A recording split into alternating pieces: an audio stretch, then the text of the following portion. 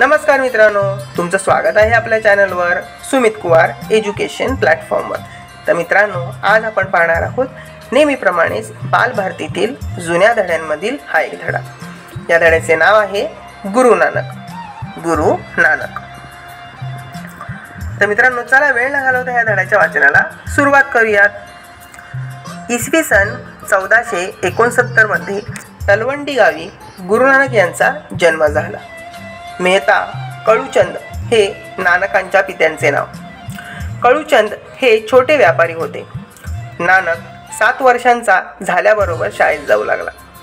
तलवंडी गावाला भेट देणाऱ्या साधू संतांबरोबरच राहावे, यांच्यापासून ज्ञान प्राप्त करावे व नंतर आसपासच्या अरण्यात जाऊन चिंतन करावे, याप्रमाणे नानकाचा उपक्रम होता।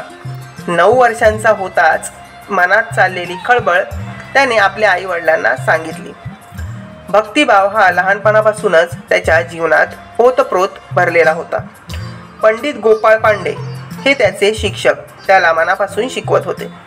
3 वर्षे गोपाळ पांडे यांच्याजवळ शिक्षण घेतल्यानंतर पंडित ब्रजनाथ शर्मा यांच्याजवळ संस्कृत शिकण्यासाठी त्याला धाडण्यात आले।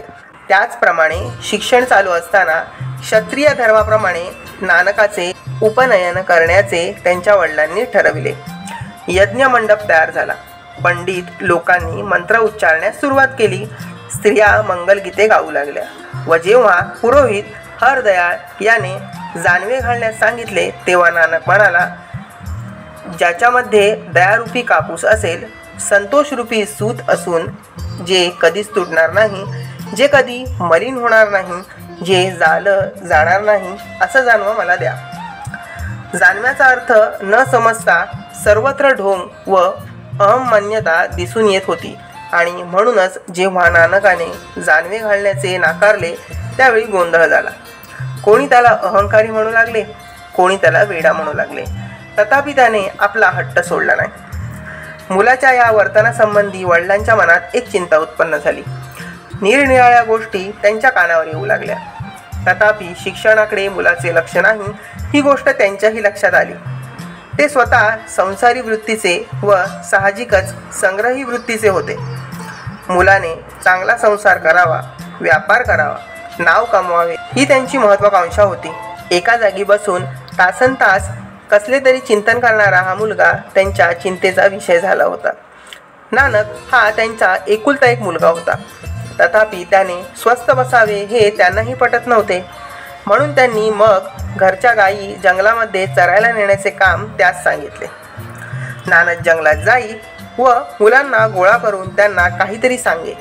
परिणाम असा होई की मुले त्याच्या गोष्टी ऐकत त्याच्या हरिकथेने आकर्षित होत व गुरे मोकाट सुटून लोकांच्या शेतात शिरून नुकसान करत। या सर्व तक्रारी त्याच्या वडिलांच्या कानावर येत। एवढ्यावर भागले नाही, घरातील कोणतीही वस्तू कोणी मागितल्यास नानक ती त्यांना द्यायचा। त्यामुळे त्यांची चिंता अधिकच वाढली। वडिलांच्या मनात नानकाला शिकवावे व कोणातरी नवाबाकडे दिवाण करावे असे होते। ते तर दूरच राहिले। निदान त्याने काहीतरी व्यापार करावा म्हणून त्यांनी प्रयत्न केले, त्यातही त्यांना यश आले नाही। ते सांगतात की कल्याणराय यांनी एकदा नानक याच्याजवळ 20 रुपये दिले आणि काहीतरी व्यापार सौदा करून 4 पैसे मिळवण्यास सांगितले। तेव्हा नानक आपल्या नोकरास घेऊन शेजारच्या मंडईच्या गावी निघाला। रस्त्यात त्याला फकीरांची टोळी दिसली व त्याला कळले की ते बरेच दिवस उपाशी आहेत। मग त्याने ती रक्कम त्या सर्वांमध्ये वाटली व घरी येऊन वडिलांना सांगितले, मी मोठा सच्चा सौदा करून आलो आहे। काही दिवसांनी नानक यास त्याच्या मेहुण्यांकडे सुलतानपूर येथे धाडण्यात आले। त्यांच्या बहिणीने त्यास सांगितले, तू भजन पूजन कर व इतर भानगडीत पडू नकोस। पण काही उद्योग न करता मेहुण्यांकडे बसून खावे हे त्याला बरे वाटेना, म्हणून त्याने काहीतरी उद्योग द्या असे मेहुण्यांना सांगितले। त्यांच्या मध्यस्थीने नानकाला दौलतखानच्या मोदीखान्यावर काम मिळाले। मोदीखान्यावर असताना जेवढे साधू संत येत त्यांना भोजन देणे व कोणालाही कमी पडू न देणे हा उद्योग त्याने सुरू केला। तेव्हा नवाबाकडे तक्रार केली की नानकाच्या ताब्यात मोदीखाना ठेवल्याने भिकाऱ्यांची चैन झाली आहे। म्हणून मेहुण्यांनी नानकास आपल्या शेतीकडे पाहण्यास सांगितले। सुलक्षणी नावाच्या मुलीशी नानकाचे लग्न ठरवण्यात आले व नानक यांचा 14व्या वर्षी विवाह झाला. संसाराच्या शृंखलेत नानक जरी बांधले गेलेले दिसत होते तरी संसारात त्यांचे लक्ष नव्हते. सकाळी 4 वाजल्यापासून दीनदुःखी साधू संत यांच्या संगतीत मुख्यत्वे करून ते राहत व मोदीखान्याचे थोडे काम करत. लहान मोठी मंडळी आदरभावाने त्यांच्याकडे पाहू लागली. विद्वान मंडळी त्यांच्याकडे चर्चा करण्यासाठी येऊ लागली.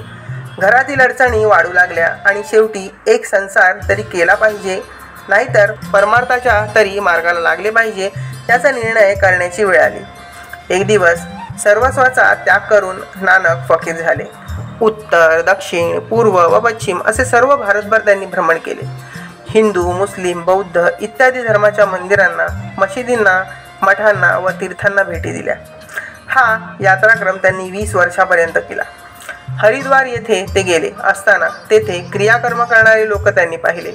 तेव्हा त्यांनी गंगेचे पाणी ओंजळीने पूर्वीकडे न फेकता पश्चिमेकडे फेकून अर्घ्य देण्यास सुरुवात केली. त्यावेळी पंडितांनी त्यांना विचारले, तुम्ही हे अधर्मकृत्य का करता?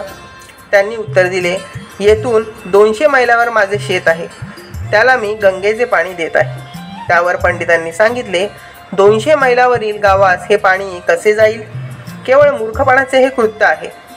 त्यावर नानक म्हणाले, येथे केलेलं पिंडदान व तिलांजली परलोकामध्ये पितरांना जर पोचत असेल तर मी दिलेलं पाणी माझ्या शेतापर्यंत का पोचू नये? तात्पर्य, जेथे जेथे ते जात तेथे तेथे अवडंबर व ढोंगी प्रकारांना ते विरोध करून सन्मार्गाचा उपदेश करत असत. हे पहिले यात्रा पर्व 12 वर्ष चालले होते. गावी परतल्यावर गावात न जाता गावापासून काही मैल दूर अशा एकांत स्थानात ते राहू लागले. त्यांच्या आईवडिलांनी त्यांना विरक्तपणा सोडून घरी येऊन राहण्यास सांगितले, परंतु त्यांच्या विरक्त मनावर त्यांचा काही परिणाम झाला नाही. आपले आयुष्य हे काही श्रेष्ठ कार्यासाठी आहे व आपल्याला काही सिद्ध करायचे आहे या भावनेने प्रेरित होऊन थोड्याच दिवसांमध्ये त्यांनी आपली दक्षिण भारताची यात्रा सुरू केली. त्याप्रमाणे सुमारे 30 वर्षे नानक यांनी नाना देश व नाना तीर्थस्थाने पाहिली. केवळ भारतातीलच नव्हे तर भारताबाहेरील अरब, इराण, काबूल, कंदाहार याचप्रमाणे तिबेटपर्यंतचा प्रदेश त्यांनी पाहिला. नाना तऱ्हेचे अनुभव घेतले. साहजिकच त्यांचा दृष्टिकोन विशाल झाला, मन व्यापक झाले आणि कोठेतरी आता स्थायिक व्हावे या दृष्टीने कर्तारपूरची त्यांनी स्थापना केली. कर्तारपूरला आल्यानंतर यात्रा प्रसंगाने स्वीकारलेला यतिवेश अगर, फकीराची कफन याचा त्यांनी त्याग केला. त्यांनी आपल्या ध्येयानुसार या जागांमध्ये परमार्थाबरोबरच प्रपंचही इब्रतीने व संतोषित मनाने केला. तिथे त्यांनी एक आदर्श जीवन घालवले. स्वतःच्या उदाहरणाने त्यांनी आपल्या अनुयायांनी कसे जगावे याचा आदर्श घालून दिला. भल्या पहाटे उठावे, देवाची प्रार्थना करावी, प्रभू संगीत गावे, गुरुवाणी ऐकावी, पाठ म्हणावा, प्रपंचाचे काम करावे, दिवस संपताच नियमाने प्रार्थना करावी, एकत्र लंगरमध्ये जेवावे, पंक्ती प्रपंच करू नये आणि सर्वत्र समान भाव ठेवावा. याप्रमाणे स्वतःच्या आचरणाने दिलेला आदेश प्रभावी होत होता. अनेक भक्त त्यांच्या आयुष्याच्या अखेरच्या प्रहरामध्ये नित्य त्यांच्या सेवेत असत. हे सर्व भक्त एकमेकांस भाई भाई समजत. त्यात हिंदू होते, मुसलमान होते, श्रीमंत होते व गरीबही होते. नानकांच्या निधनानंतर हिंदू मुसलमान भक्तांमध्ये नानक यांच्या शरीराची काय व्यवस्था व्हावी याबद्दल झगडा सुरू झाला. हिंदूंचे म्हणणे त्यांच्या देहाला अग्निसंस्कार व्हावा, तर मुसलमानांचे म्हणणे दफन व्हावे. या तंट्याचा निकाल गुरु नानक यांनी आपल्या हयातीतच दिला होता. त्यांनी असे सांगितले होते की मृत्यूनंतर दोन्ही जमातींनी त्यांच्या मृत शरीरावर फुले वाहावीत आणि 24 तासानंतर त्यांच्या बाजूची फुले ताजी राहतील त्यांनी मृत शरीर घ्यावे व अंत्यसंस्कार करावेत. नानक यांचे प्राणोपमन संवत 1595 मध्ये आषाढ शुक्ल दशमी रोजी झाले.